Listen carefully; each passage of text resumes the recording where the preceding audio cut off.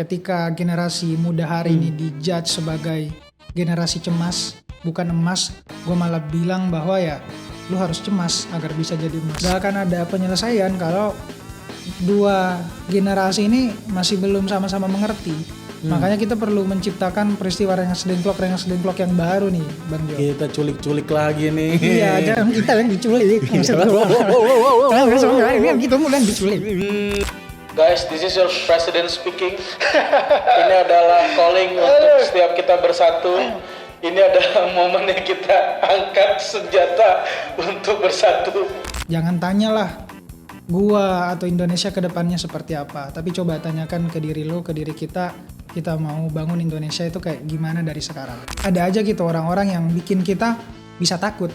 Kayak contohnya ada yang mengintimidasi Di negara Wakanda nih ya? Iya, di negara Wakanda ya? Di negara Wakanda ini kayak. Kalau di sini nggak ada kan? Di sini nggak ada. Salah satunya lahir juga tuh Ferdi Sambo di situ. Makanya tadi gue nyinggung soal konsorsium. Selamat datang di Jodea Kepo. Suatu kehormatan hari ini berbeda dengan hari-hari sebelumnya. Kalau kemarin kita kedatangan di episode sebelumnya kedatangan staf khusus Mensesnek, hari ini kita kedatangan presiden. Bukan Presiden Jokowi, namun Presiden Gen Z. Welcome home, selamat datang di UMKM Super Mikro. Mr. Presiden Rian Fahardi, Presiden Wakanda. bukan Konoha. Bukan. Kenapa? Soalnya Konoha kan Indonesia. Dalam kan itu. Ini baru mulai loh. Jadi kita santai-santai aja hari ini. Terima kasih banyak sudah mau hadir di UMKM Super Mikro ini karena gue selalu bilang ke yang datang memang ini suatu kehormatan teman-teman semua di tengah kesibukannya. Kemarin ada Farah Safira main di sini juga, Valdo Maldini, di tengah kesibukannya semua mau hadir berkunjung ke Jodea Kepo. Jadi Chief, hari ini gue mau kepo banyak soal lo. Oke, jadi kepo ya. Kita gue pribadi terinspirasi banyak dari lo. Oh.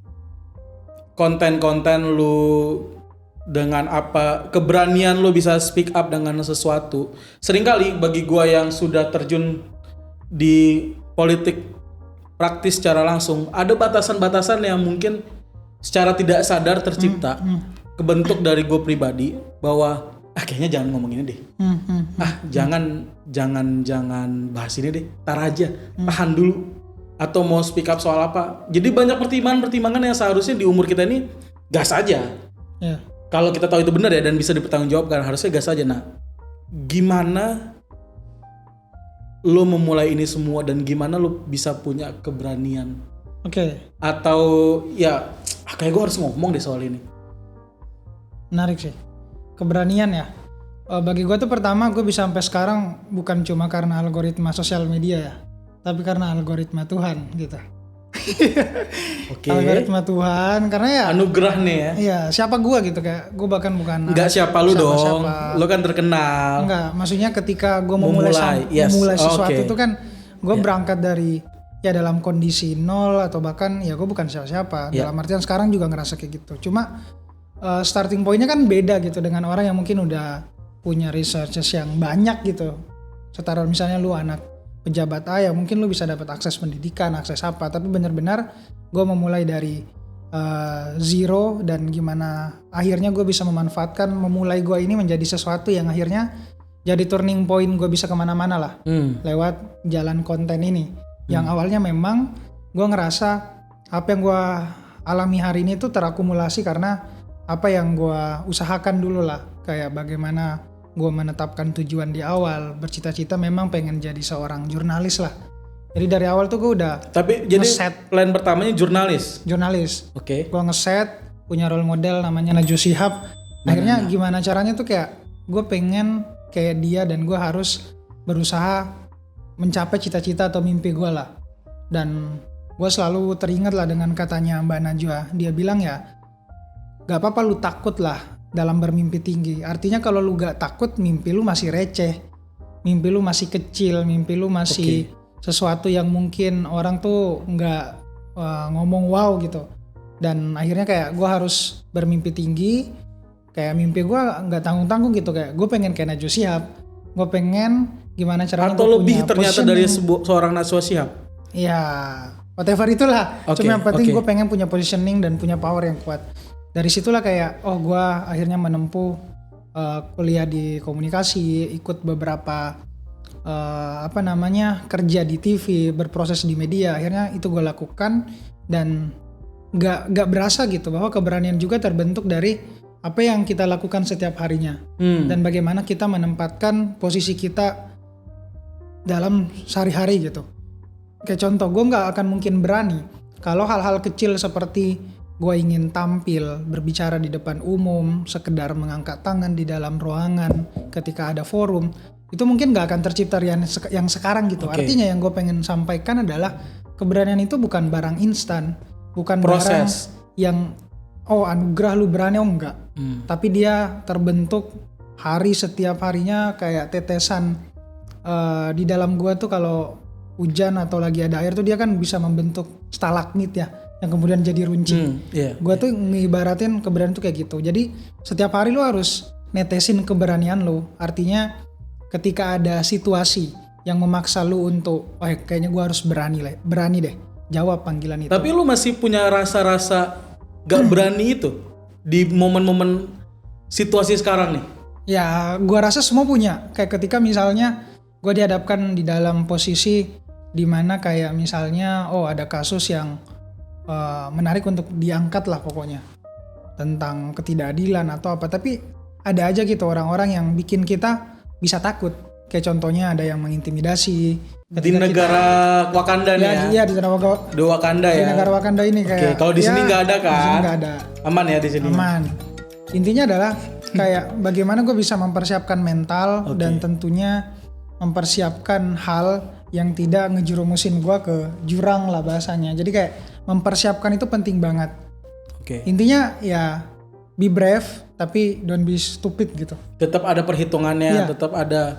Pasti lu juga tahu mana batasan-batasannya. Benar. Apa yang harus dipegang kan. Nah, dengan proses yang lu udah lewatin sejauh ini, dengan keberanian yang terus lo pupuk hari demi hari, prosesnya lo lewatin, bagaimana rasanya menjadi seorang Rian di hari ini? Ini dalam juga nih pertanyaannya. Gimana ya? Kita ini keponya ini nggak boleh nanggung-nanggung nih Pak Presiden di sini. Apa ya? Gue ngerasa hari ini tuh gue bersyukur banget sih, yang paling penting karena berangkat dari bagaimana gue benar-benar bisa menaikkan sedikit taraf hidup juga. Bagaimana sampai hari ini gue punya tim sendiri juga, akhirnya berjuang bareng-bareng teman juga, dan merasa bahwa semua yang akhirnya sampai hari ini tuh karena berkat dorongan orang-orang juga. Jadi gue nggak sendiri gitu bisa sampai sini. Dan satu hal yang menurut gue penting adalah apa yang gue lakukan itu menular gitu. Gue ngerasa itu. Kayak gue ke daerah-daerah, gue bikin aktivasi di sana. Mereka ngebentuk diri dia sendiri gitu. Artinya keberanian dan kebenaran itu memang menular gitu. Bahwa gue nggak harus berhenti karena ada intimidasi atau mungkin orang nggak suka gue secara pribadi. Ketika gue berhenti, gue merasa akan mematikan lilin-lilin yang lain gitu. Jadi salah satu alasan kenapa gue konsisten sampai hari ini karena itu tadi. Gue nggak pengen lilin yang gue udah hidupin susah payah itu sampai hari ini tuh bisa padam gitu. Gara-gara mungkin angin yang cuma sepoi-sepoi atau apalah. Bos, tapi bener intimidasi itu beneran real ada? Lo hadapin hari-hari lo nih? Ya ada, ketika ngebahas. Salah satu contoh nyatanya deh. Kayak ada lah contoh, kayak misalnya bagaimana gue inget banget dulu kayak ada kasus kelangkaan minyak goreng ya. Ingat gak lu minyak kita? Iya. Wah, gue singgung benar tuh. Susah tuh, harga tinggi, susah dicari ya. Dan gue kan langsung nyenggol menteri tuh, nggak tahu ya menterinya siapa pada saat itu, cari aja. Di Wakanda. Iya. Viral dan rame. Ada yang ngechat kayak ngomong lah, hati-hati gitu, bazar bapak mau nyerang gitu. Iya, artinya kan ya itu bentuk serangan digital. Di Google menteri mana? Cari aja lah. Di Wakanda yang pada momen tersebut sedang mengalami kelangkaan minyak. Iya. Menteri Perdagangan lah, itu bantuan nasional. Intinya kayak di sini gue yang dicap nih.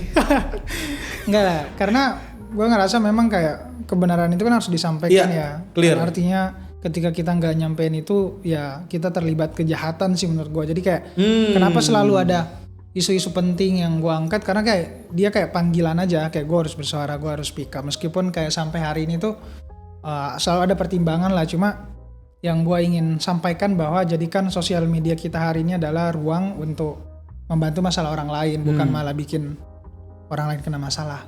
Oke.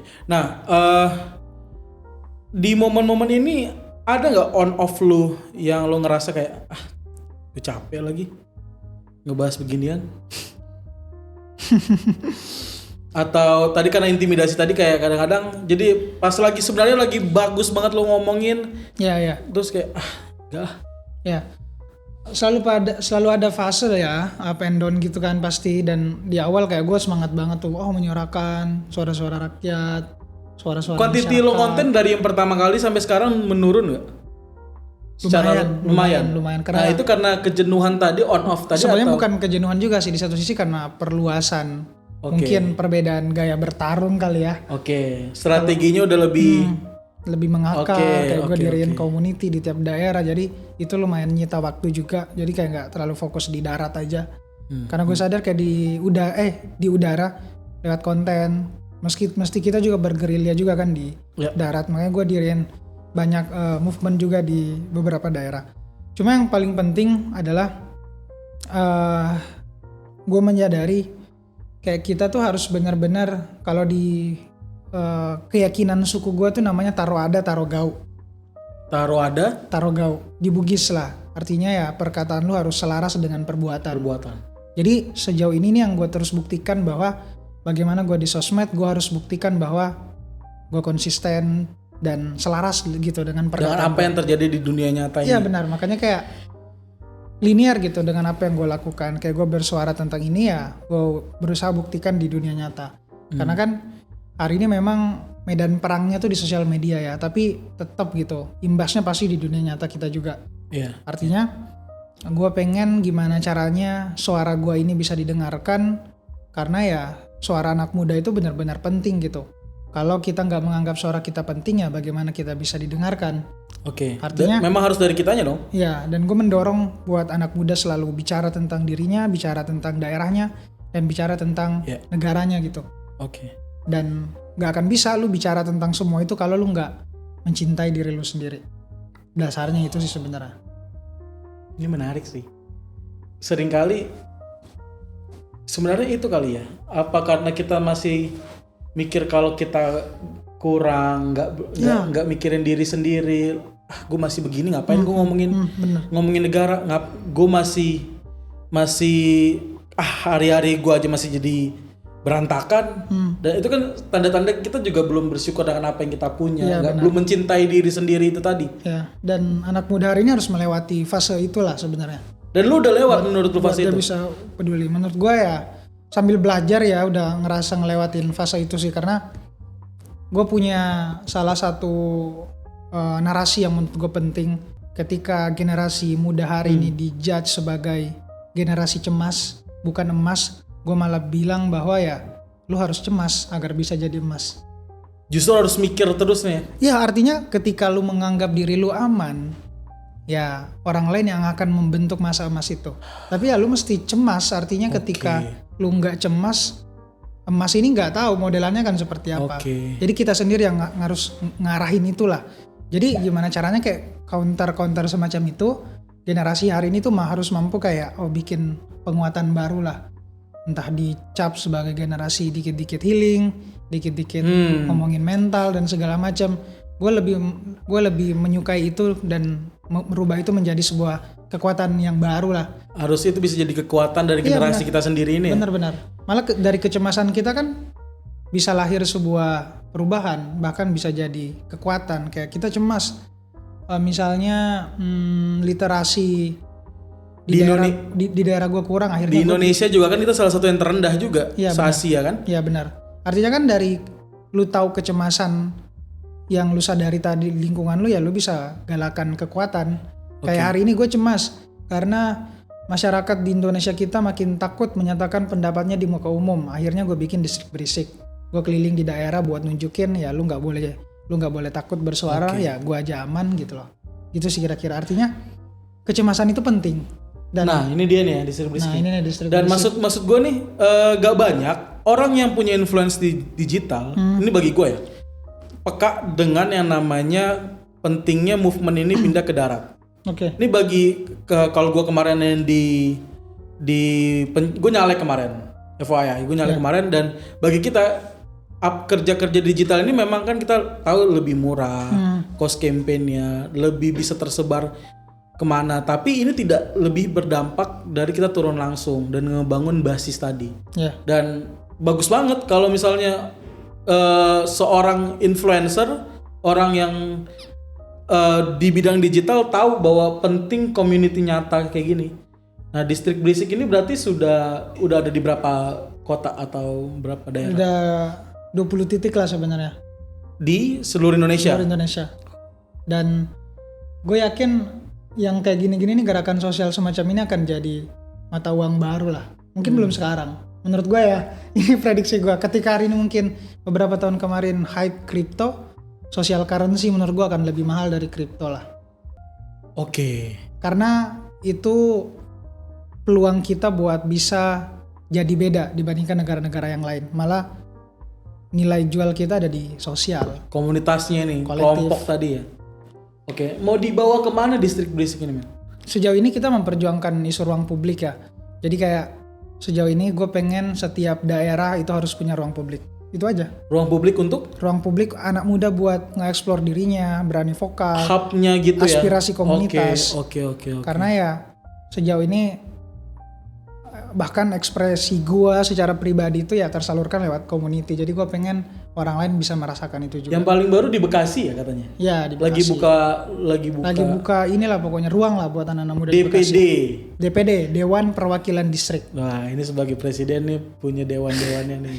Kita kalau Iya. dewan di Wakanda bisa nggak nih daftar di dewan sini nih? Bisa. Jadi kayak gue semacam emang bikin miniatur kampung. Ada penduduknya, ada DPD-nya, ada orang-orangnya ini. Memang presiden. Kurang menteri aja ini, barangkali lu mau jadi menteri. Wah. Jadi kan nanti gitu kan. nanti thumbnailnya kalah nyalek, Joda ditawarin jadi menteri. Bisa. Jadi ini bahas semua. Yang penting ada ruang untuk anak muda bisa ngomong. Iya benar. Kecuali memang di daerah fokusnya kan hyperlokal. Artinya di lokal kan pasti punya intimate isunya masing-masing lah. Di Bekasi apa, di Pekalongan apa, dan kita tahu fokus tuh untuk data-datanya isu-isu tuh. publik atau ini jadi misalnya ruang untuk mereka bisa. Kalau di daerah isu-isu publik, cuma main core isunya adalah kebebasan bersuara. Yang lu nggak akan mungkin menyuarakan isu publik kalau lu nggak berani bersuara gitu loh kira-kira. Oke. Dan kita coba nunjukin beberapa perjalanan bahwa ya lu nggak boleh diam lah. Karena bagi kita di distrik dan gue pribadi, diam hari ini udah bukan lagi emas. Ketika lu ngeliat langsung betapa mengerikannya negeri yang mengasah gitu, pisaunya tumpul ke atas tapi tajam ke bawah misalnya. Atau menteri yang korupsi. Nah ini apa nih, sama juga Naran ini juga. Kalau distrik berisik kita ngeperjuangin isu, Naran memperjuangkan individu. Jadi gue fokus ngebangun manusianya buat jadi buat memperlengkapi teman-teman yang ada dalam distrik berisik ini atau bahkan yang belum masuk distrik berisik ini untuk gimana caranya lo bisa ngomong gitu ya. Bener. Buat nge-create kayak gue lah. Jadi berangkat dari individu akhirnya dia bisa punya gerakan yang berdampak. Bro, kalau ada 10 Rian Fahardi di Indonesia, bos. Jadi presiden beneran kawan nih. Aduh. Bos. Enggak, bagi gue usia gue sekarang 25 tahun. Bagi gue balik lagi nggak banyak loh yang mikir sejauh ini. Karena tadi faktor tadi semua lu disebutin juga, masih mikirin diri sendiri, masih ngerasa nggak mampu, masih ngerasa nggak berani. Aduh, kayak kalau gue ngomong nggak tahu, pasti ada kecenderungan gue ngomong juga siapa sih gue, nggak ada yang denger juga. Bener. Jadi ngapain gue ngomong mulai segala macam. Padahal lu sendiri membuktikan lu mulai dari nggak didengar. Iya benar. Sampai bisa didengar. Dan ini kan harusnya bisa jadi contoh buat banyak orang juga bahwa lu bisa didengar. Dan apalagi kalau itu ceritain atau ngebangkitin kebenaran di daerah atau wilayah lu sendiri, itu keren banget menurut gue. Iya. Terus rencananya Naran dan Distrik Berisik ini kedepannya mau ngapain? Paling dekat sebenarnya kita di momentum pilkada ini ya. Kayak kemarin udah beberapa ngobrol juga dengan beberapa komunitas, akhirnya kita sepakat untuk membentuk konsorsium gitu. Oke. Karena bukan konsorsium yang kemarin, bukan ya? Satu daerah kalau nggak salah ya. Karena gue ngeliat hari ini kan orang tuh jalan sendiri-sendiri ya. Oke, mungkin jalan sendiri lu bisa bergerak cepat gitu. Oke. Tapi nggak bertahan lama. Kemudian fokus isunya juga nggak terlalu kelihatan gitu. Apa end goalnya seperti apa, end game-nya seperti apa. Kita nyatu gitu, pengen ngebikin sesuatu yang akhirnya bisa nge-reach, ngejangkau banyak orang. Kayak Distrik Berisik, kayak kita akan kolaborasi lah bareng Bijak Pilkada. Terus ada beberapa. Itu yang punyanya Bijak Memilih dan lain sebagainya. Gue lagi ambil course-nya, bagus deh itu. Benar. Jadi kayak mungkin agenda ke depan akan lebih fokus ke situ karena kita harus bersatu memang buat ngeruntuhin oligark di Wakanda. Karena kan mereka juga bersatu kan. Iya. Kenapa kita bisa jalannya? Kayaknya itu juga jadi problem nih, Bros. Ya, emang problem. Karena problemnya kayaknya kita gak tahu ya, di perkotaan terutama kayak kecenderungan untuk individual itu besar dan perlu dibangun rasa guyupnya itu loh. Iya benar. Padahal kan bangsa kita bukan bangsa yang berjuang sendiri kan. Asli. Kita berangkat dari komunitas Jong Java, Celebes, akhirnya ngumpul bareng mereka bikin satu komunitas yuk namanya Indonesia. Yeah. Wow. Dan memang menurut gue ini momentumnya gitu, bahwa kita udah ngelihat bagaimana hari ini demokrasi kita berjalan, atau kita udah melihat fenomena-fenomena yang terjadi lah. Artinya yang gue pengen bilang, orang-orang muda yang punya kesadaran ini memang harus nyatu, bikin aliansi, nggak boleh jalan sendiri gitu. Dan gue merasa bahwa ini mungkin panggilan ya buat setiap anak muda, karena gue ngerasa banyak kok anak muda yang peduli gitu, cuma mereka mentok. Gue ngerasa gitu, mentok dalam artian udah nggak tahu mau ngelakuin apa, karena gamenya ini mereka nggak tahu game apa yang dimainkan oleh penguasa sistem kita hari ini. Artinya jangan-jangan memang kayak kita harus nyatu dulu, berkolektif, beramai-ramai, biar kita bisa nuntasin masalah itu satu persatu. Iya. Itu sih. Ini main panjang sih berarti. Benar. Dan berarti goals ujungnya nih mau apa? Apakah menciptakan sebanyak-banyaknya Rian seperti yang tadi tujuannya Distrik Berisik dan Naran tadi, atau ini akan lo pakai sebagai sebuah movement yang lebih besar atau organisasi yang lebih besar? Misalnya kayak Jong dulu kan bertumbuh berkumpul, ada yang tiba-tiba jadi partai. Ini jadi kendaraan sendiri. Dan isinya ya anak-anak muda lagi, dan beneran muda, dan yang nggak ada pengalaman mungkin secara politik. Ini kan jatuhnya kan ke isu politik dan pemerintahan. Apakah arahnya ke sana atau arahnya ya lo akan membuat teman-teman semua tetap bersuara, tapi kita dari luar aja deh. Kita nggak usah sentuh-sentuh ke dalam. Ya. Sebenarnya kayak buat jangka panjangnya kayak gue masih menganggap ini ruang bersenang-senang lah. Nggak ada pikiran serius kayak sampai masuk ke ini apa segala macam. Ruang bersenang-senang aja. Kan dari presiden jadi ketum partai. Buat dimana kayak gue bisa menyalurkan kegelisahan, kecemasan, karena gue ngerasa ruang ini tuh bisa bikin anak muda yang awalnya ngerasa inferior kayak merasa bisa diterima suaranya. Kayak gue lebih ingin fokus ke menciptakan percakapan yang aman aja buat anak muda. Jadi sesimpel itu sebenarnya itu udah justru ini nggak simpel, tapi dari langkah yang kelihatannya sederhana tersebut itu sebenarnya udah sangat bisa mengubah ekosistem ini ya. Iya benar, karena kayak gue pun ngebangun ini kayak benar-benar pakai modal sendiri. Modal sendiri. Cuma beberapa ketika jalan tuh ya ada orang yang percaya. Ya, ada orang percaya. Okay. Cuma kayak diawali dengan sendiri. Bahan bakar sendiri lah. Tapi pada intinya gimana kita bisa ngomongin gerakan kalau kita diam gitu. Oke. Artinya kayak kita nggak bisa ngerubah apa-apa kalau lu cuma berdiam diri ngelihat aja gitu. Dan gue rasa perlu lebih banyak anak muda yang lebih sadar, lebih mengerti dan lebih cinta tentang Indonesia ke depan, bukan cuma Indonesia hari ini sih. Karena kan kita bicara soal warisan gitu. Oke. Warisan artinya apa yang kita mau bawa buat anak cucu nanti. Ya itu satu. Yang kedua adalah bagaimana kita meninggalkan yang baik sih sebenarnya. Kayak hari ini kan kita jadi korban oleh generasi sebelumnya ya. Iya. Kayak gue nggak setuju banget tuh ketika generasi gue yang sekarang, anak muda yang sekarang selalu yang dihantam. Padahal kan ya 2 layer di atas nih generasi ini kan sebenarnya yang bertanggung jawab. Lu yang bikin terjadi situasi ini sekarang. Lu yang bikin situasi kita harus menderita dan masa lu pengen maksa kita dengan tapera atau apa dan segala macam. Artinya itu kan salah satu isu aja ya. Cuma yang gue pengen bilang bahwa gak akan ada penyelesaian kalau 2 generasi ini masih belum sama-sama mengerti. Makanya kita perlu menciptakan peristiwa rengas dengklok yang baru nih Bang Jo. Kita culik-culik lagi nih. Iya, jangan kita yang diculik. Kita mulai diculik. Jadi ya gue pengen mencoba lagi bahwa bagaimana caranya kayak duduk bareng lintas generasi itu perlu dan ada proses transaksi pengetahuan, wisdom, kan itu yang kita butuhkan gitu loh. Saat ini bos, isu apa yang benar-benar harus anak-anak muda kayak kita ini suarain kenceng di momen ini? Banyak sih, terutama yang salah satunya mungkin menyentuh gue secara pribadi itu ya RUU penyiaran sama isu Dewan Media Sosial ini sih. Oke.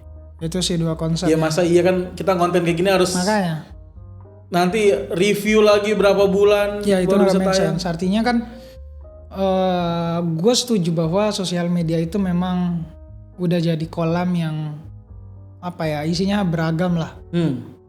Tercemar, ada yang bersih juga di beberapa ruang, tapi memang di satu sisi perlu regulasi gitu. Kita percaya bahwa bagaimana caranya kalau sesuatu yang gak diatur tuh pasti akan berantakan. Iya.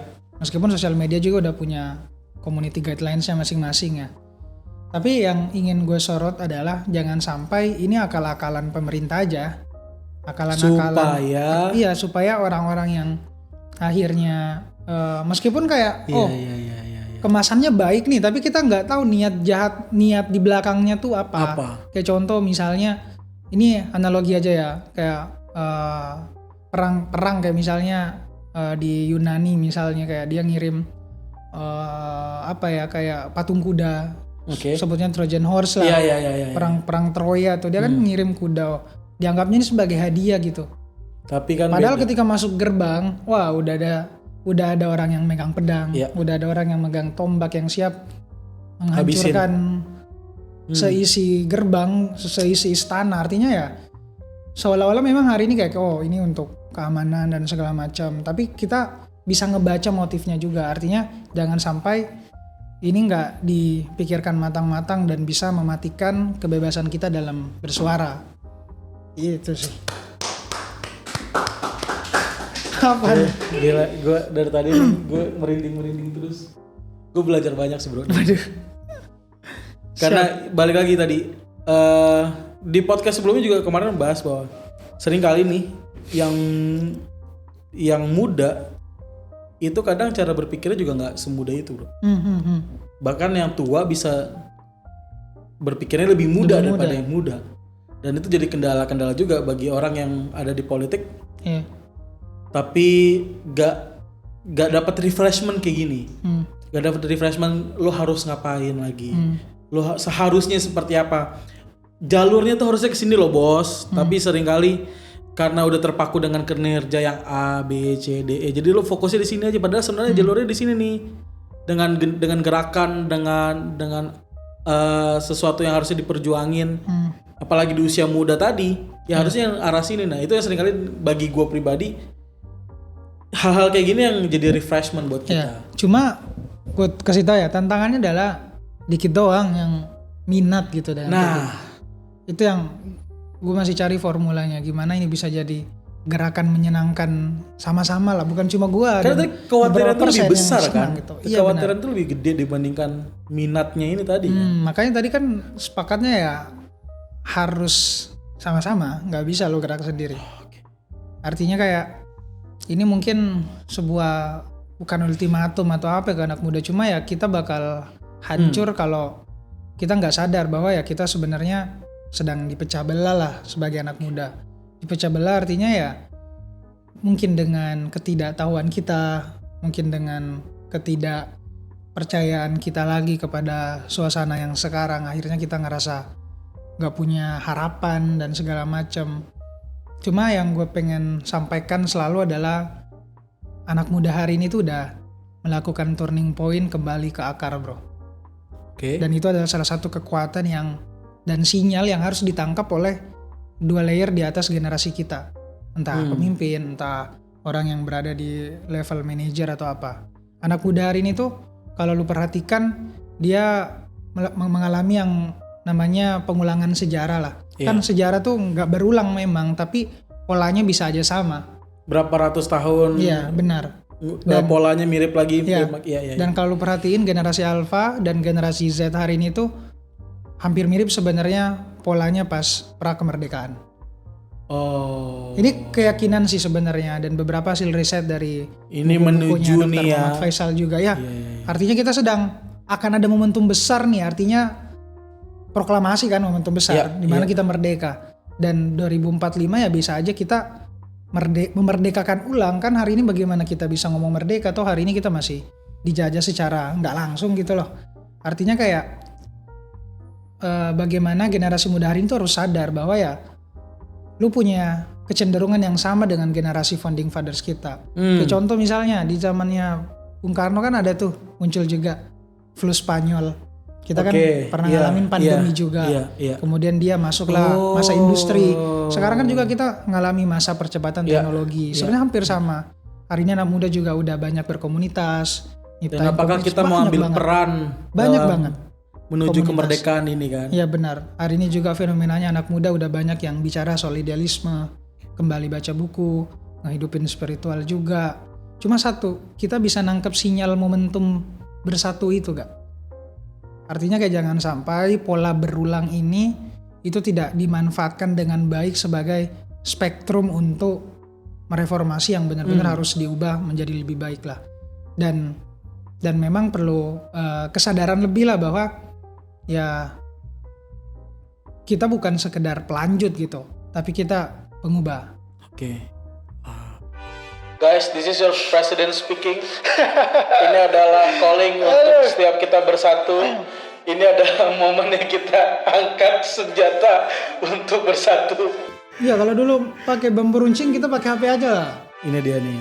Iya kan, senjata kita. Power yang sangat kuat.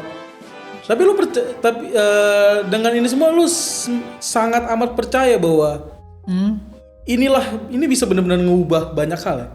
Ya salah satunya hidup gue diubah mungkin lewat HP itu. Bagaimana gue tadi asalnya nggak tentu, dari mana nggak ada yang tahu. Nama Kabupaten Baru. Kabupaten Baru itu. Kecuali yang kenalin. Itu seberapa besar sih Kabupaten Baru itu? Wow, gede banget, panjang. Kalau di sama Makassar besar baru. Luas baru. Oh, karena kabupaten kan biasanya lebih besar ya. Banget, dan di situ banyak kekayaan lah menurut gue. Salah satunya lahir juga tuh Ferdi Sambo di situ. Yang kenalin sebenarnya. Makanya tadi gue nyinggung soal konsorsium itu. Iya, makanya Pak Sambo jadi lahir. Jadi ada persamaan kawan-kawan ini nih mau bikin konsorsium sama. Cuma kita ya mudah-mudahan untuk kebaikan lah ya. Ya, cuma yang pengen gue pantik juga karena gue berasal dari daerah, jangan pernah lupakan dari mana kita berasal sih.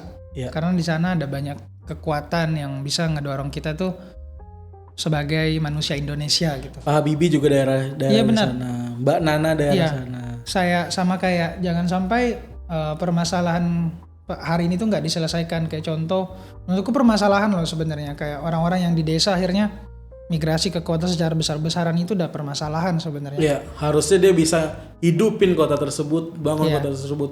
Tapi fasilitas atau makanya ekosistemnya nggak membuat dia bisa melakukan hal tersebut ya. Nggak bisa melakukan apa-apa karena nggak berdaya gitu. Iya. Karena ya hulunya nggak dipimpin oleh orang yang mengerti tentang apa sih yang lu cemaskan di daerah lu sendiri. Oke. Gitu sih. Dan ini mungkin kerja-kerja bersama sih. Artinya di satu sisi gue dulu juga orang yang kayak menuntut banyak gitu. Oh lu pemerintah harus gini bla bla bla dan segala macam, lu harus kerja. Ya sampai sekarang gue masih gitu. Cuma ada perbedaan. Jangan ketawa. Cuma ada perbedaan. Dulu kayak gue nuntut aja. Iya, sekarang kayak gue mengerti kayak kalau gue diem aja ya apa bedanya gitu gue dengan pengkritik aja gitu. Akhirnya inilah tadi ruang-ruang tadi yang lo buat juga sebagai bukti nyatanya tadi ya. Berharap ini bisa ngebantu mereka, bisa ngegelitik mereka agar bisa lebih berjalan lebih cepat. Artinya kan ini adalah sebuah kerja bersama lah. Artinya kan Indonesia juga dibangun secara bersama. Dari Sabang sampai Merauke mereka bersama-sama. Jadi kenapa kita masih berjuang sendiri-sendiri sih? Oke. Wow. Chief, ini menuju pilkada. Oke. Kira-kira peran apa yang menurut lo paling efektif bisa kita lakuin untuk pilkada ini? Mungkin kalau pileg kemarin kan ya kalau vote kita sangat berharga tentu. Tapi kan apa peran nyatanya kita yang bisa kita lakuin untuk pilkada kali ini? Minimal satu, fokus di individu ya. Kalau gue selalu fokus di individu dan fokus di isu. Minimal anak muda di daerah itu tahu isu apa yang dekat dengan lo. Jadi cari sekarang nih, oh di Makassar dekat dengan isu tentang bla. Oh di Ternate ada isu tentang ini, perjuangkan itu. Dan bawa itu ke calon yang akan memimpin lo. Dan cek juga calon ini punya kapasitas tersebut atau enggak gitu. Iya benar, artinya kan akan jadi persoalan gitu. Hari ini bagaimana kita bisa memilih yang pantas, bukan hanya yang mencoba memantaskan diri dengan cara-cara yang tidak baik lah. Artinya tugas kita adalah bagaimana satu, pahami isu, bukan cuma individunya aja. Karena individu itu bisa cenderung menipu lah. Tampilan kuda Troya tadi. Terus bagaimana dia berusaha mendapatkan hati kita. Coba lihat track recordnya, bagaimana dia memperjuangkan isu yang lu sukai, isu yang lu perjuangkan juga. Karena itu nggak bisa. Kerja beneran nggak kawan ini. Ya gitu. Itu nggak bisa bohong lah. Dan paling penting lagi ya berkomunitas, berkolektif. Kayak lu bisa bangun kekuatan bersinergi bersama orang-orang yang punya pemikiran yang sama. Mulai dari situ aja, mulai yang dekat, isu yang dekat dengan kita. Lalu bagaimana kita coba menggalakkan kekuatan sebagai anak muda yang betul-betul paham medan yang sedang lo perjuangkan. Nah, dari yang tadi lo sampaikan, lo pribadi ada nggak menurut lo saat ini tokoh yang ini megang isu kita banget nih, yang bau-baunya akan bertarung di pilkada besok? Ini kan bisa jadi rekomendasi teman-teman juga untuk ngawal orang tersebut. Contoh, misalnya kayak gue di legislatif, gue ngikutin banget pergerakannya Kak Putri Komarudin. Lalu juga gue ngikutin kemarin Dewan Golkar juga yang akhirnya kemarin main kesini juga, Farah Safira. Konkret, kenapa gue bisa ngikutin? Gue liat kerjanya kalau Kak Putri di Karawang dia soal pekerja clear. Kak Farah dia bikin warung Sahara untuk pemberdayaan perempuan dengan UMKM. Kayak gue pribadi misalnya Valdo Malini, kita udah lihat kinerjanya di Sesnek, terus dia maju di tempat sekarang pilkada. Nah, bagi lu siapa yang menurut lu ini kita perlu highlight? Ini pertanyaan sulit sih sebenarnya, soalnya kayak sejauh ini. Pasti dong ada tokoh dong. Sejauh ini orang-orang yang gue tau pilkada tuh pasti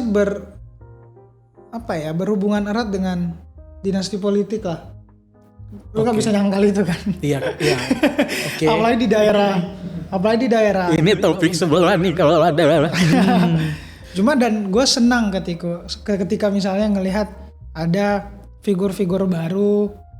Tapi gue kayak cenderung mawas diri juga kayak ngelihat ternyata sangat sulit gitu. Bisa misalnya dapat tiket untuk bisa dipercaya oleh partai dan segala macam.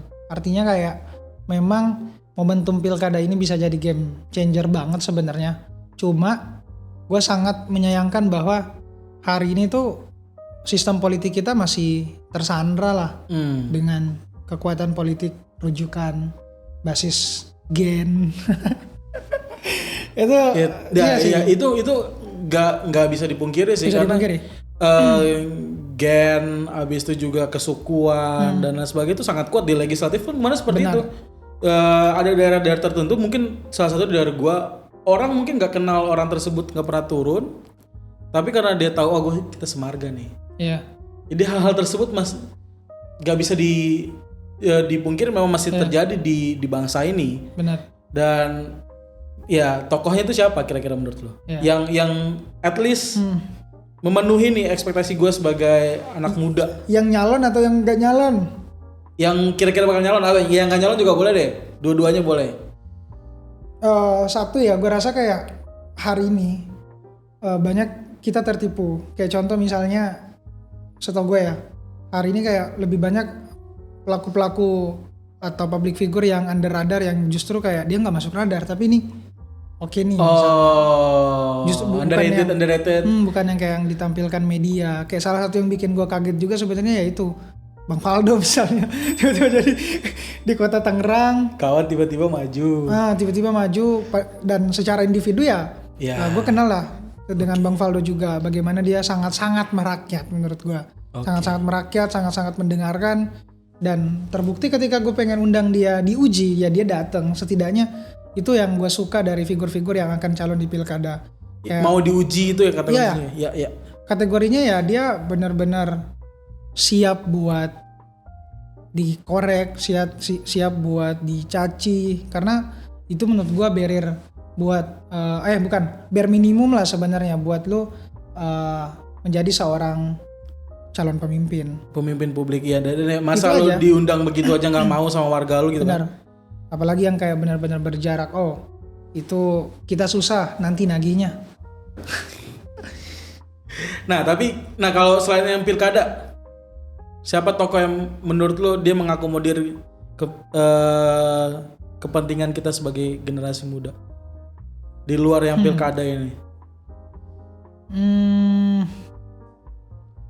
Ada satu sih, kayak beberapa menurut gua banyak akademisi sih. Boleh. Kayak ada contoh Dr. Muhammad Faisal. Oke. Itu gue suka banget tulisan-tulisannya. Kemudian Pak Gita Wirawan sebenarnya harus maju sih. Nah, tapi challenge-nya adalah balik lagi, ini mungkin challenge yang tadi perlu kita sama-sama suarain juga, bahwa sering gagasan orang yang udah punya ide, orang yang udah punya kredibilitas tuh kalah, bos. Kalah sama apa? Kalah sama tadi pertama misalnya faktor gen, faktor popularitas nggak masalah, tapi akhirnya jadinya ada yang kalah karena hal tersebut. Jadi kan jadi challenge lebih juga. Orang udah pintar harus bisa gain popularitinya juga, sama kalah paling sama money politik. Nah itu berat tuh, gimana tuh menurut lo? Kita jual gagasan ini nggak menang seringkali. Satu memang karena ya orang nggak butuh gagasan kayaknya. Situasi saat ini. Situasi hari ini orang nggak butuh gagasan, nggak butuh omon-omon atau banyak cerita.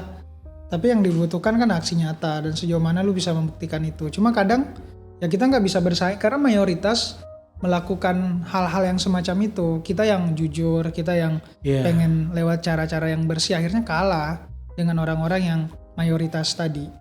Jadi polanya kan selalu berulang kalau tidak ada kesadaran, karena rules aturannya yang nggak diatur. Gimana lu mau bermain karena kalau lu nggak diatur gitu. Artinya menurut gue ini ada solusinya di rulesnya sih. Aturan apa yang menurut lu bisa sedikit membantu situasi ini? Pertama kan kalau gue undang-undang pilkada atau undang-undang pemilu, KPU itu harus tegas sih bro.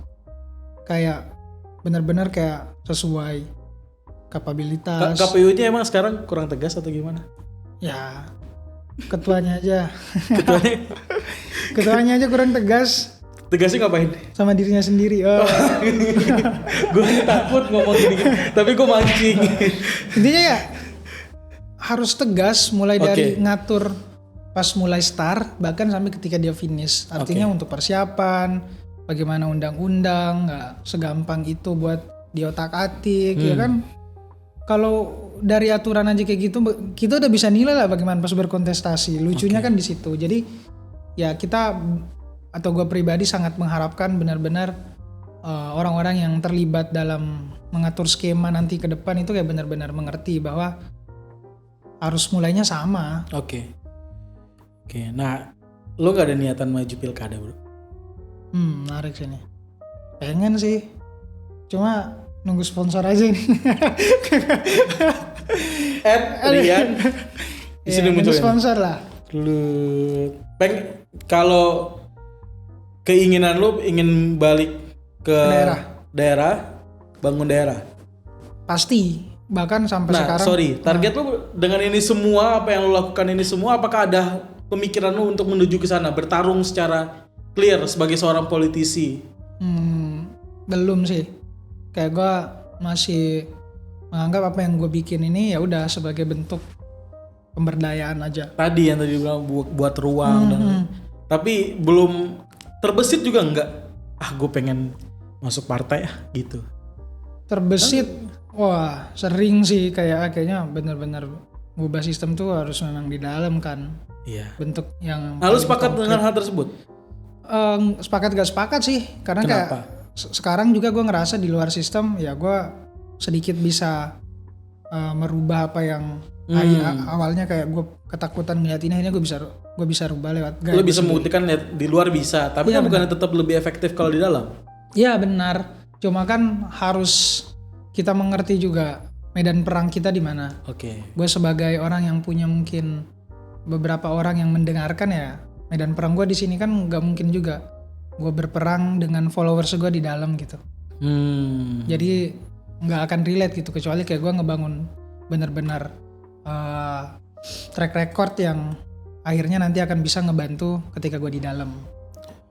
Gitu sih. Jadi one day akan ada Rian calon wali kota mana ada tuh ya? Ya itu algoritma Tuhan aja lah. Algoritma Tuhan. Yang paling penting kita berusaha. Ini tondo langit kalau kata senior. Cuma ya gue selalu yakin bahwa kita harus menyeimbangkan tuh antara talenta dan kekuasaan sih. Kan sampai hari ini kan kita bisa ngelihat gak nyambung tuh. Ada yang diberkati talenta tapi gak bisa dapat kekuasaan. Tapi lu spiritual juga ya kelihatannya.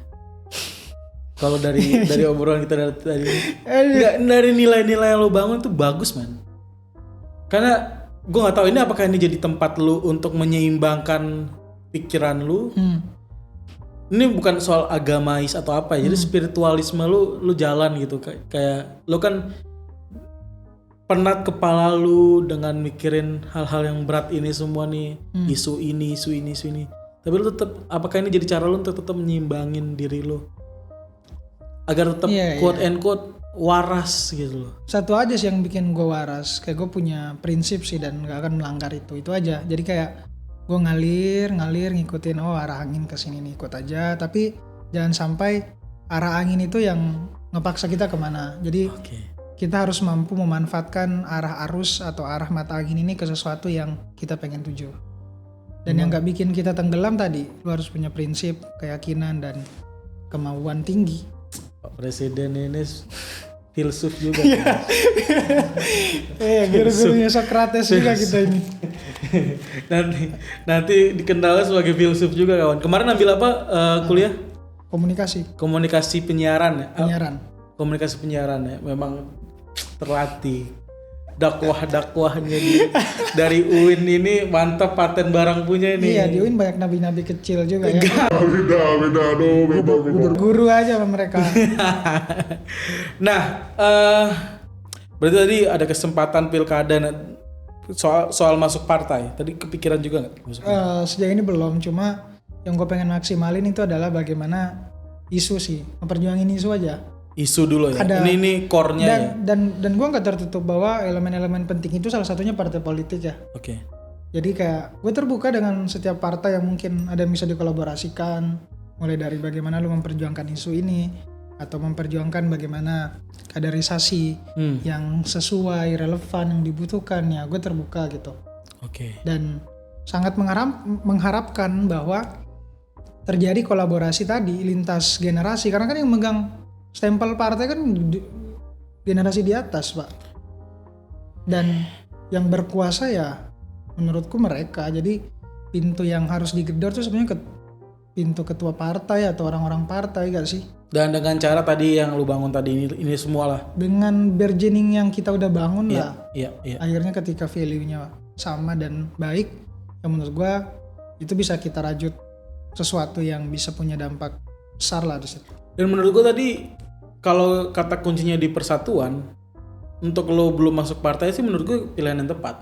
Oke. Karena distrik Berisik bisa diisi dari lintas partai, Benar. lintas ide, lintas kepentingan. Jadi kan bisa munculin gagasan baru, hal baru untuk bisa ngelengkapin pergerakan ini menurut gua.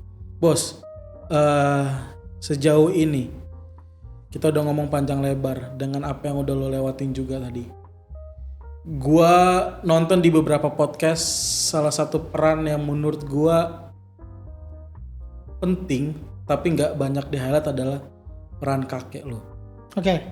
Dan waktu kalian nonton TV, one day lo akan seperti Mbak Nana. Seberapa pentingnya bagi lo setelah nonton ini semua peran keluarga lo? Seberapa ini jadi kekuatan buat lo? Karena seringkali kita harus realistis, tanpa mengecilkan atau memandang sebelah mata suatu daerah atau segala macam. Seringkali orang tua kita kan pengennya kita nih yang udahlah yang jelas-jelas aja. Iya, jadi PNS aja. Jadi gitu PNS aja, lo kerja yang benar, kerja kantoran 9 to 5, pakai dasi rapi. Orang tahu lo beneran kerja, nanti bisa beli mobil, bisa beli rumah. Udahlah gitu aja. Nah, ini seberapa besar peran keluarga lo? Ya. Keluarga bagi gua aset yang paling utama sih. Karena dia jadi kayak bensin, bahan bakar buat bisa sampai ke sini lah. Jadi menurut gua perjalanan yang banyak bebatuannya itu ternyata bisa mulus gara-gara dua orang tua. Jadi kayak sebesar itu, artinya kan mungkin gak bisa sampai sekarang kalau misalnya tidak ada peran-peran keluarga yang suportif lah. Artinya ya circle terdekat itu udah bisa dibilang keluarga sebenarnya. Dan paling pentingnya adalah bagaimana kita benar-benar menjaga kepercayaan mereka. Itu aja sih, kayak orang tua kita kan juga cuma butuh pembuktian kita. Bahwa kalau lu udah bilang bisa, ya buktiin bahwa lu bisa. Lu bisa bertahan di Jakarta misalnya, merantau, ya buktiin bahwa lu bisa gitu.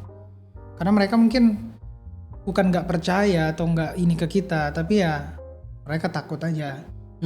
Takut lu kenapa-napa, takut lu gak jadi apa-apa. Jadi orang tua lu benar memberikan ruang itu ya? Ya, ngasih ruang itu, bahwa takdir ada di lu, cuma ya tetap restu ada di mereka. Gimana caranya ngebuktiin itu. Akhirnya ya ngelihat gue yang sekarang, mungkin dia bisa mengerti lah bahwa oh ternyata ini loh jalan yang gue pilih gitu. Itu sih.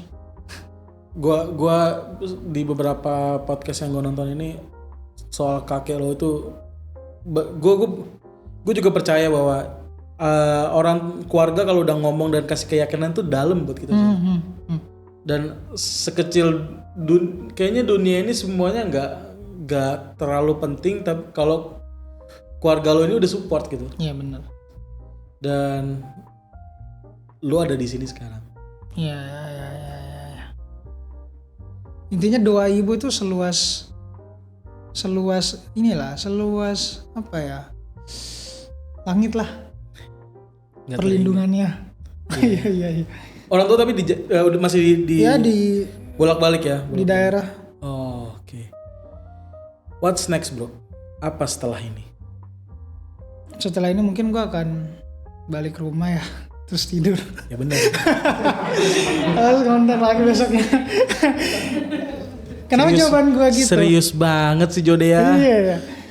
Tapi itu serius loh jawaban gue. Kenapa? Karena sampai hari ini mungkin tujuan jangka panjang gue ada. Kayak tadi gue pengen jadi jurnalis, gue pengen kayak Mbak Najwa. Tapi hal-hal yang kayak lu bilang next apa, gue gak mikirin bang, sumpah. Gue ngerasa bahwa memang ya kita punya takdir. Tapi ketika untuk menjaga takdir itu sesuai dengan jalan kita, ya itu ada di kita. Artinya mau bagaimanapun takdir menuntun kita ya gue akan tetap di prinsip gue. Jadi gue nggak akan terlalu menghabiskan banyak waktu, menghabiskan banyak energi atau ekspektasi memikirkan apa ke depan. Gue lebih memilih untuk melakukan yang terbaik dari sekarang waktu gue masih hidup. Artinya ya jangan tanyalah gue atau Indonesia ke depannya seperti apa, tapi coba tanyakan ke diri lu, ke diri kita mau bangun Indonesia itu kayak gimana dari sekarang. Jadi ya gue fokus ngelakuin baik-baik aja sekarang, karena gue yakin hal-hal baik itu akan membentuk sesuatu yang lebih baik. Dan itu nge-reduce pikiran lo juga sebenarnya, maksudnya mengurangi pikiran-pikiran yang nggak penting, yang nggak bisa kesentuh, stoik ini kan. Jadi lo kerjakanlah apa yang bisa, yang clear, yang jelas, yang nggak jelas jangan dimasukin ke pikiran. Kalau gitu, ingin dikenal sebagai apa seorang Riyad di 50 tahun ke depan? Sampai saat ini target gue gak berubah. Gue pengen gimana caranya punya positioning kuat kayak Najwa Shihab. Itu aja. Sekuat dia, powernya, kekuatannya. Lu bener-bener ngefans sama Mbak Nana ya? Iya, mulai dari ngefans sampai satu panggung. Ya, satu panggung. Gitu bos. Kalau ngefans, denger mimpi tuh. Jangan nanggung lah. Jangan nanggung. Kawan-kawan dengar itu. Ya lu mimpi, ya sepanggung siapa, kejar lah. Mimpi itu kan gratis ya. Pilih aja yang paling mahal. Ngapain kita hidup yang receh-receh kan? Ya ambil yang mahal. Urusan tercapai kan ya bukan urusan kita, yang penting kita udah berusaha. Nah itu tadi, nggak bisa kita sentuh tuh jangan pikirin. Benar. Kerjain aja menuju mimpi tersebut ya. Sampai dia dapat pengakuan loh guys dari Mbak Nana, bahkan dia udah lebih besar dari Mbak Nana kemarin. Alah, gimana tuh rasanya? Terbang kalau gue dibilang Mbak Nana gitu, melewat gue. Ya, itulah kira-kira. Tepuk tangan dulu. Sudah berapa lama kita ini ngobrol? 57 menit. Sejam loh ya. Close the door. Hari ini gue kejawab banyak hal dan ngingetin gue juga bro tentang balik lagi. Gue harus mulai lebih banyak bersuara, terutama untuk yang benar. Kita semua harus lebih banyak bersuara. Sesimpel kalau bukan kita siapa lagi gitu. Ya. Dan guys, ada ruang yang besar yang disediakan sama presiden kita. Distrik Berisik, Naran, dan banyak ruang-ruang yang diciptakan untuk teman-teman kita semua bisa berdiskusi. Isi ruang ini. Ini your president calling kembali. Kita harus bareng, kita harus gerak bareng untuk nyampe di satu tujuan sama untuk ya bangsa ini jadi bangsa yang lebih baik lagi. One last kalimat yang mungkin lo bisa sampaikan. Mungkin gak ada closing statement ya, gak ada closing ide aja bahwa kita boleh pandai setinggi langit katanya Pram, tapi kalau kita nggak menulis kita akan hilang dan dilupakan dari sejarah bahkan dari peradaban. Ganti kata menulis menjadi berkarya, karena dengan karyalah kita akan dikenang yang baik-baik. Tapi itu aja. Terima kasih Chief. Sip. Semoga kita bisa kolaborasi banyak hal di kedepannya. Amin. Guys, terima kasih sekali lagi sudah menonton. Sampai ketemu di episode selanjutnya. Bye. Gokil.